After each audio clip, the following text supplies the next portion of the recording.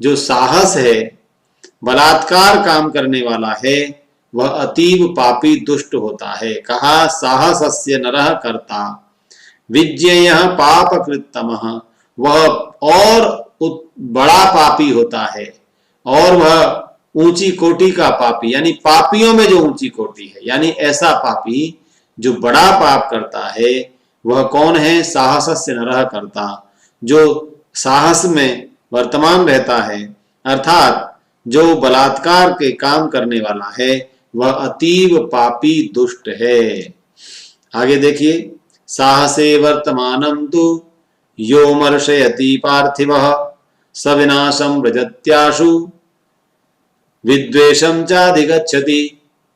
अब इस श्लोक में कहा साहसे वर्तमानं तु यो मर्शयति पार्थिवः, अर्थात जो राजा, पार्थिवः पृथिव्याः स्वामी, अर्थात पृथ्वी का जो स्वामी है, पार्थिव अर्थात राजा।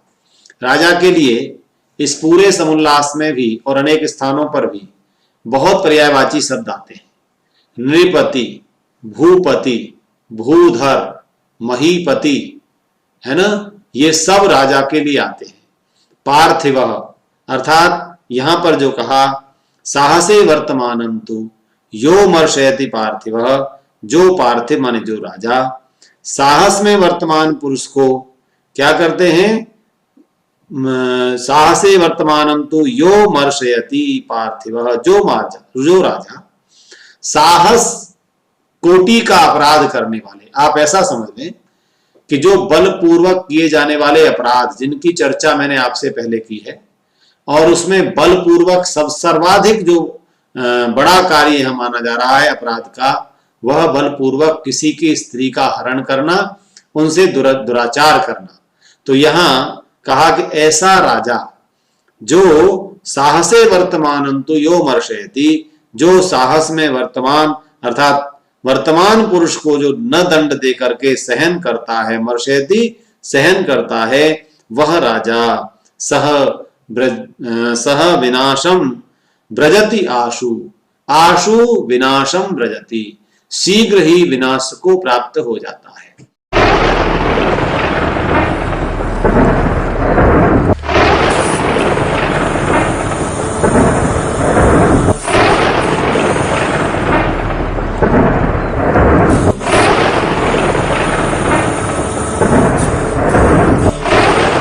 ऐसा राजा जो साहस अर्थात बलपूर्वक दुराचार करने वाले व्यक्ति को शीघ्र ही दंड नहीं देता, वह ब्रजति आशु विनाशम विद्वेषम चाधिगच्छति, अर्थात वह राजा विनाश को प्राप्त हो जाता है, और विद्वेषम चाधिगच्छति, उसके राज्य में द्वेष उठने लगता है, उसके प्रति विद्रोह होने लग जाता है।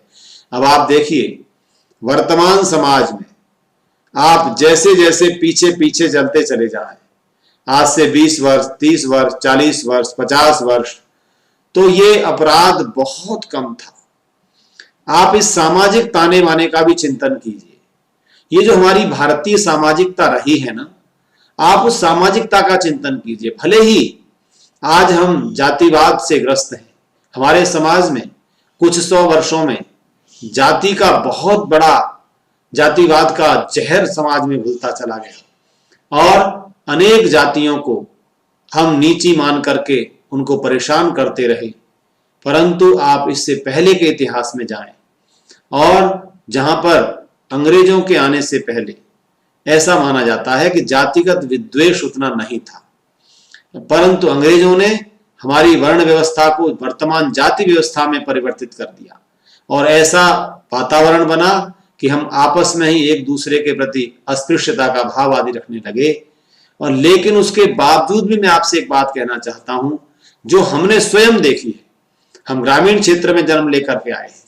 गांव में जिन जातियों को आज नीची जाति, ऊंची जाति कहकर के पुकारते थे, हाँ ये बात थी, पुकारते थे, परंतु एक बात थी, गांव में जिन्हें हम हरिजन या सफाई करने वाले कहते थे, वो भी जब हमारे घर आते थे तो रिश्ते हमारे साथ होते थे। चाचा जी आए हैं, दादी जी आई हैं, झाड़ू लगाने आई हैं, गंदगी को साफ करने आई हैं, पर घर में बैठा हुआ बालक उनसे दादी जी कहता था, चाचा जी कहता था, ताई जी कहता था, उनकी बिटिया आई है तो बहन जी कहता था। और वो रिश्तों का जो वातावरण था, चाहे वो कपड़े बनाने वाला व्यक्ति हो, कुंभकार व्यक्ति हो, घड़े बनाने वाला व्यक्ति हो, चाहे वो नापित, हमारे केश कर्तन आदि का कार्य करने वाला व्यक्ति हो, कार्य कोई भी करता हो, पर एक ग्रामीण समाज में आपस में रिश्तों का ताना बाना बुना हुआ था।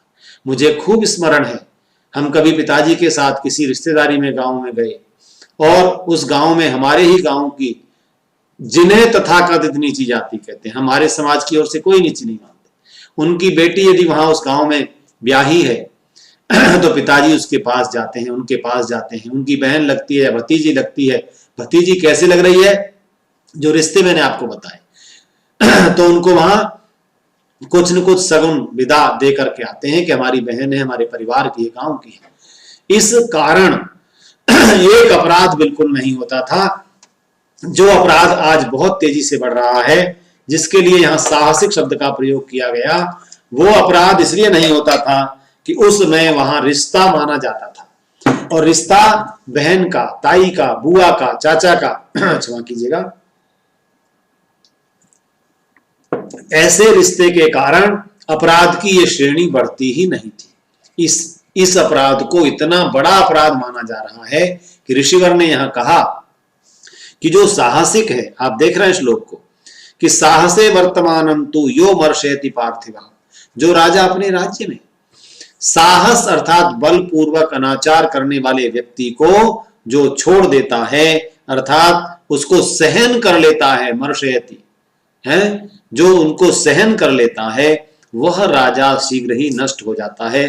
तो ऐसे यहां पर हम देखें दंड की दृष्टि से, इस अपराध को तो किसी भी प्रकार सहन करना ही नहीं चाहिए। आप आगे बढ़िए उत्तर आप दंड, कितना कठोर दंड विधान महर्षि मनु कर रहे हैं, आगे देखें इसको। विनाशम ब्रजति आशु विद्वेशम चादिगच्छति, ऐसे अपराध की यदि वृद्धि किसी राजा के राज्य में होती थी तो इस संविधान के अनुसार वह निश्चित रूप से गृह विद्वेष का भी शिकार हो जाता था वह राजा, और पूरे समाज की ओर से उसके प्रति विद्रोह और विद्वेष की भावना आती थी। न मित्र कारणाद् राजा विपुलाद्वा धनागमात् समुत्सृजेत साहसिकान् सर्वभूत भयावहान। अब आप देखेंगे हर श्लोक में यह साहसिक शब्द आएगा।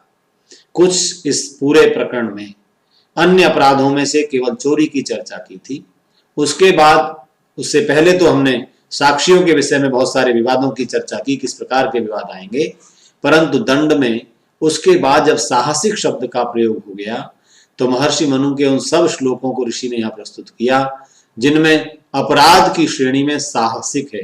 तो यहां क्या कहा, न मित्र कारणात् राजा विपुलाद्वा धनागमात् समुत्सृजेत साहसिकान् सर्वभूत भयावहान। जब राजा न मित्र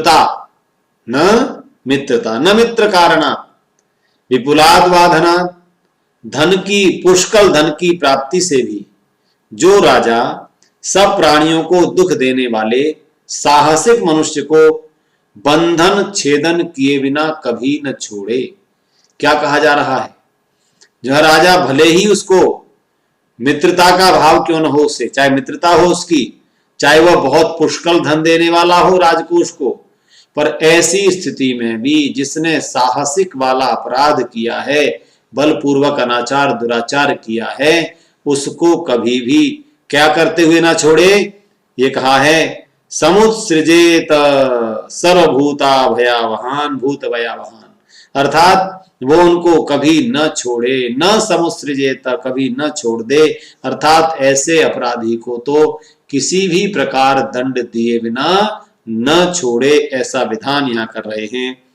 अब एक और कठोर बात कहते हैं, ऐसा अपराध यदि उस राजा के जो निकट संबंध वाले हैं, और निकट संबंध में भी आप देखेंगे जिसे सर्व अधिक सम्मान वाला संबंध कहा गया है, जिन्हें 3 देव श्रेणियों में सम्मिलित किया गया है, मातृदेवो भव, पितृदेवो भव, आचार्य देवो भव, यह वह समाज है जो इन संबंधों को देव कोटि में स्थापित करता है।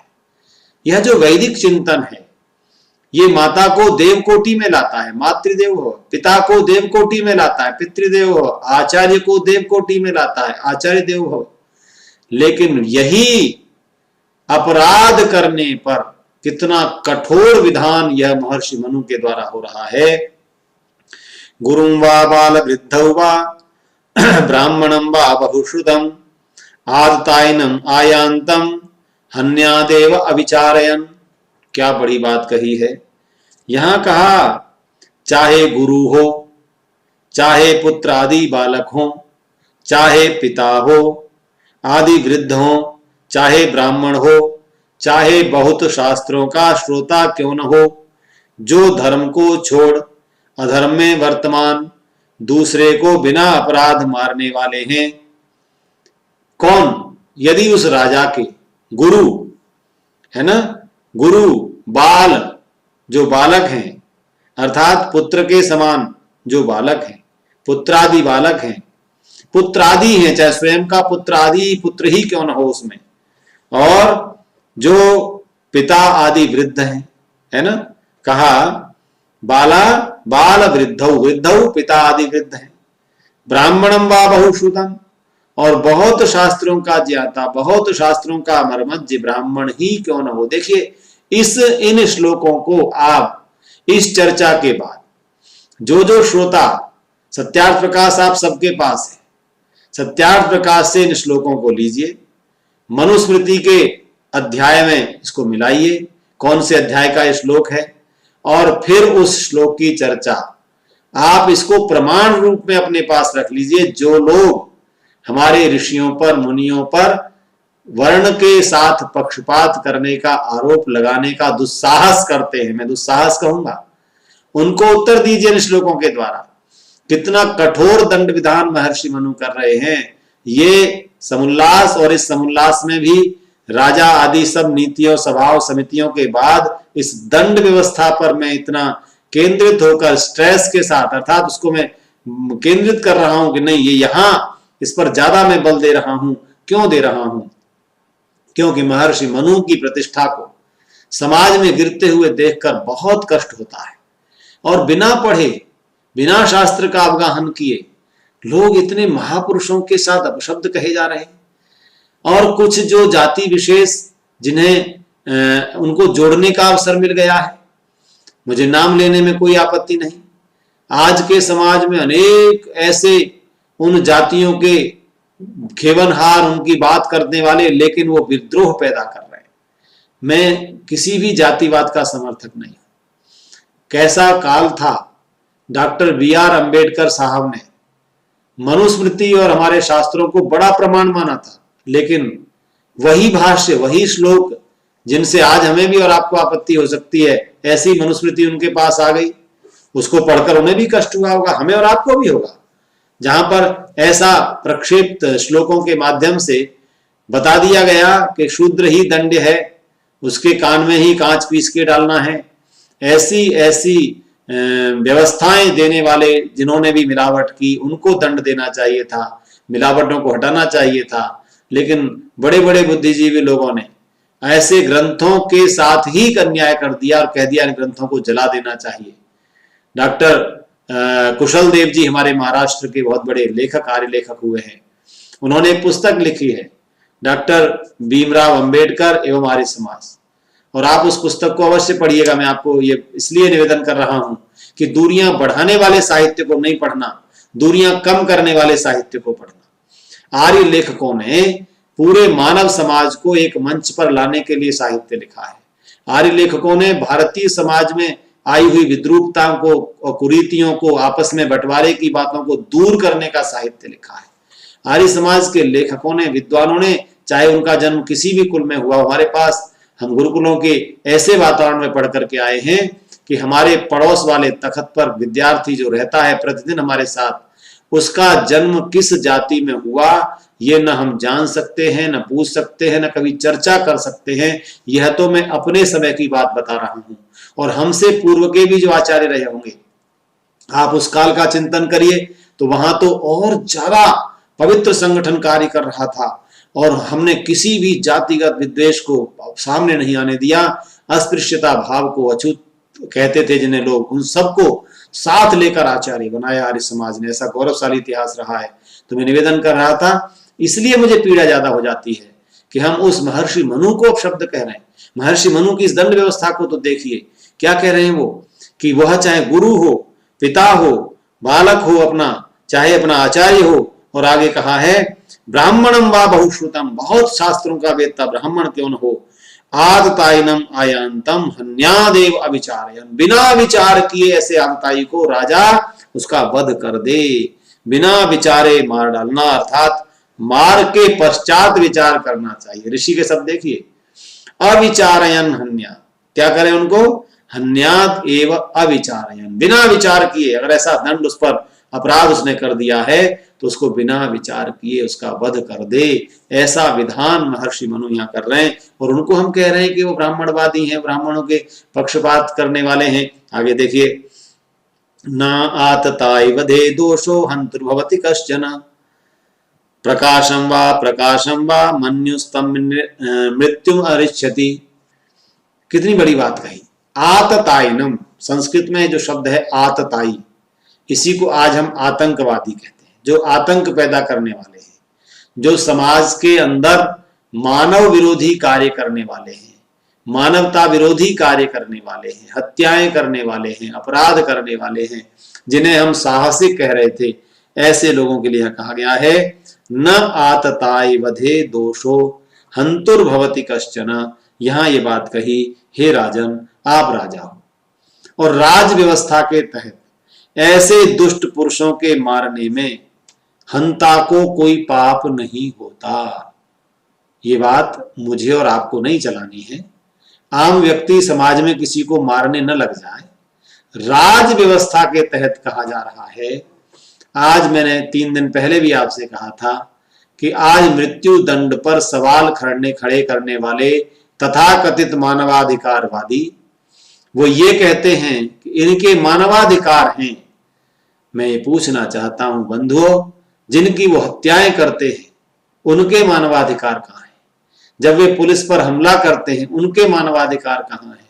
गत 2020 की फरवरी में दिल्ली के अंदर आपने देखा किस प्रकार से पुलिस पर पथराव हो रहा था।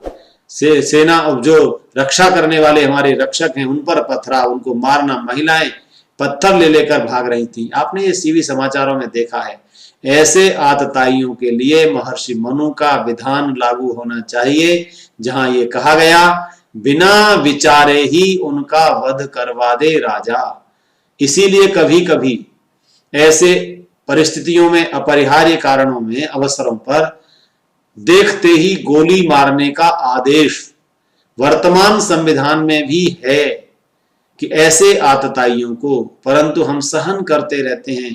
कहीं ना कहीं इक्वेशन न बिगड़ जाए, कहीं हमारे छोटे से इस निर्णय से बड़ा विद्वेष न हो जाए, करना पड़ता है।